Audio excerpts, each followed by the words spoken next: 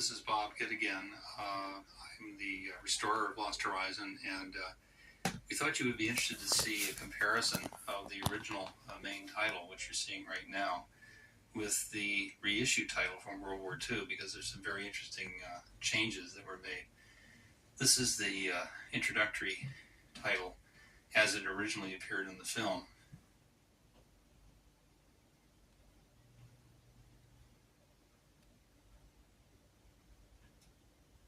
Night of March 10th, 1935, the war-torn Chinese city of Baskool.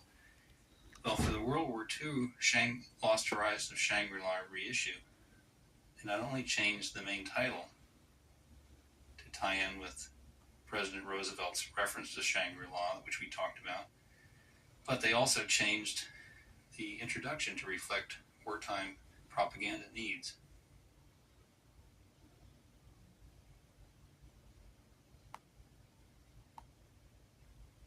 And they also changed the date, to July 7th, 1937.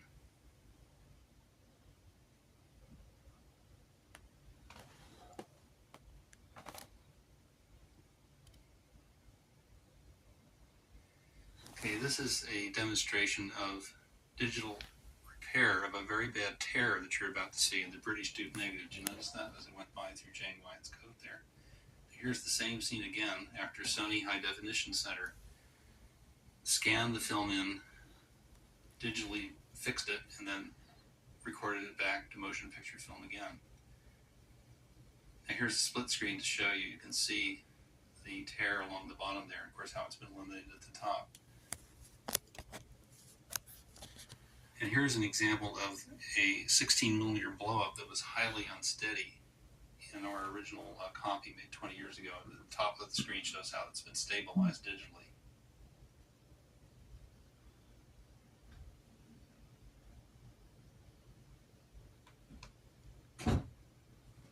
The following shots are some stock shots that are the only surviving original camera negative material on Lost Horizon, and this does show the beauty of Joe Walker's cinematography.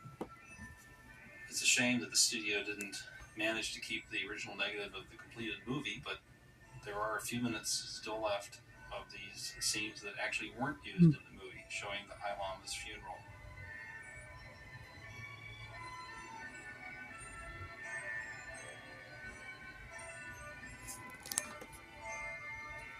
Now, because this is printed from the original negative, you'll notice that there's a more pleasing range of tones in the image. The torches and the reflections of the torches on the ground have a sheen and a sparkle, which usually disappears when you copy old projection prints, or if you have materials that are too many generations removed from the original negative. Well, this is the original negative, and so you can see the full quality that can be obtained when you have material that's this good.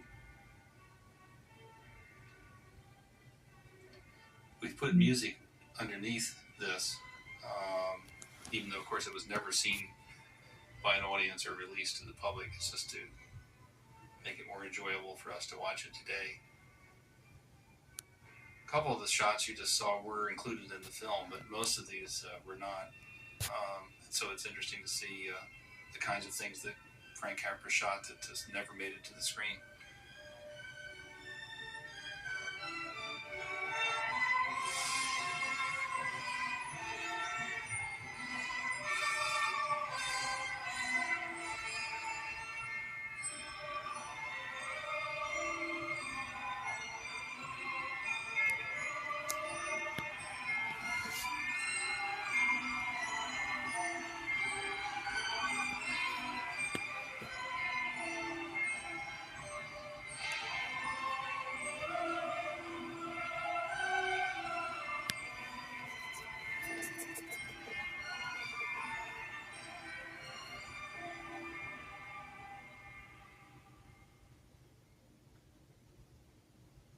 We're about to see two sequences for Lost Horizon that were made by Frank Capra, but shown probably only at the Santa Barbara preview and then cut and never seen again. The sound for these does not survive, unfortunately, but I have got a copy of the shooting script, and I will try to do my best to read the lines so that you know what the actors and actresses are saying. In the first sequence, we see Isabel Jewell and Jane Wyatt. It shows how the character of the prostitute, played by Isabel Jewell, is changed by the goodwill of Sandra. And this was originally intended to come in the film.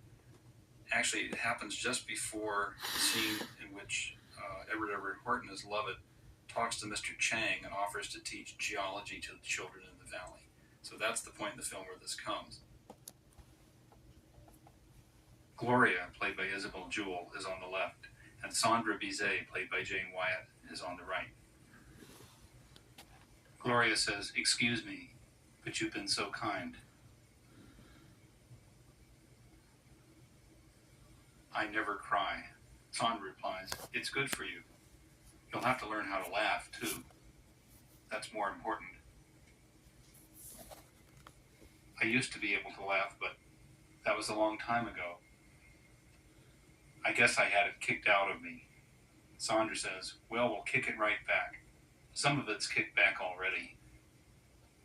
I felt different ever since I got to this place." The music's helped a lot. Way down inside of me, I've probably been crying for music all my life. Only I didn't know it. There are lots of people like that. Now Gloria says something which is not in the shooting script, and Sandra replies.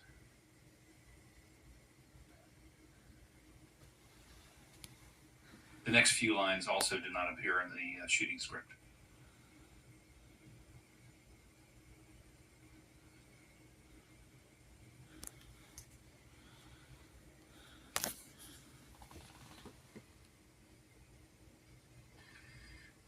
Gloria says, "You know something?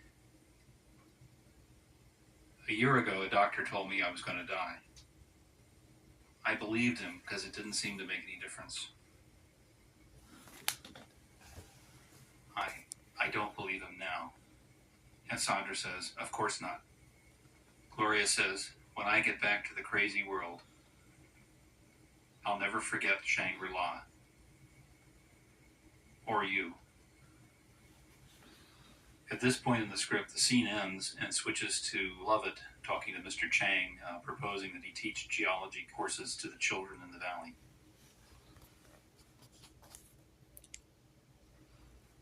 The second sequence, featuring Ronald Colman and Jane Wyatt, was originally intended to be placed in the film immediately after the scene in which Bob Conway's brother George has a sort of a tantrum and threatens to leave, and Bob and Mr. Chang are worried that he's going to, in effect, commit suicide if he has to leave alone.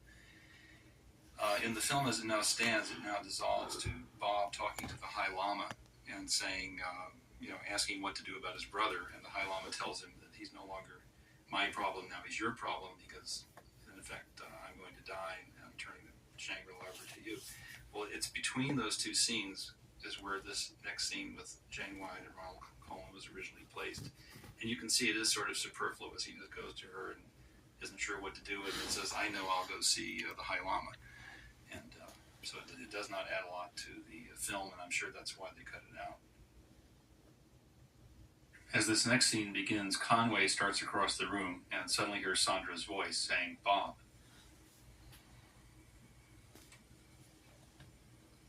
She says, "Now that's the sort of hug I like. Makes up for a whole day of waiting."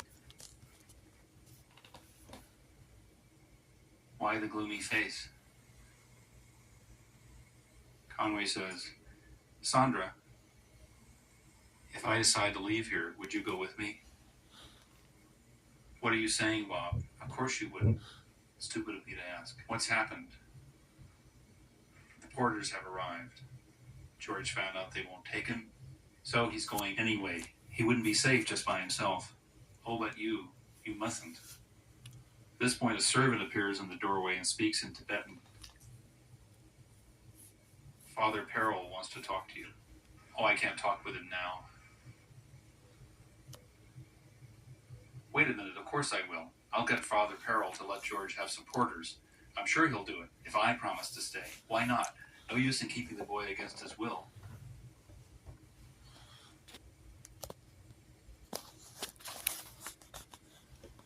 Conway says, wait for me here, darling. As he exits, Sandra watches him go, her face a mask of seriousness. We get a feeling she knows his errand is futile.